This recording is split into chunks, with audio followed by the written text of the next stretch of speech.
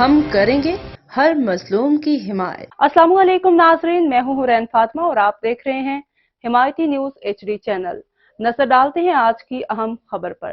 1 جنوری تا 31 دسمبر کے دوران تحصیل پھالیہ میں 49، تحصیل منڈی بہاؤالدین میں 41 اور تحصیل ملکوال میں 32 افراد کو قتل کر دیا گیا۔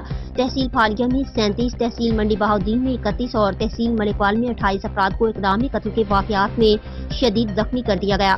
ڈسٹرکٹ پولیس آفیسر منڈی بہاؤالدین سید رضا صفدر کاظمی نے گفتگو کرتے ہوئے بتایا کہ معاشرے میں تشدد کو فروغ دینے کے بہت سے عوامل موجود ہیں۔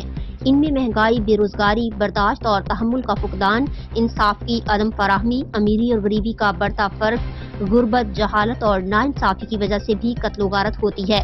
انہوں نے بتایا کہ قتل و غارت کی روک تھام کے لیے پولیس انسدادی کارروائی کرتی ہے تاکہ فریقین کے درمیان خون خرابہ روکا جائے۔ انہوں نے کہا کہ پولیس عوام کے تعاون کے بغیر امن و امان کے قیام اور جرائم کے خاتمے میں کامیاب نہیں ہو سکتی۔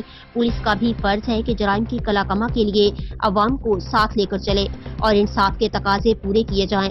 مزید خبروں اور اپڈیٹ سے باخبر رہنے کے لیے دیکھتے رہیں حمایتی نیوز HD چینل۔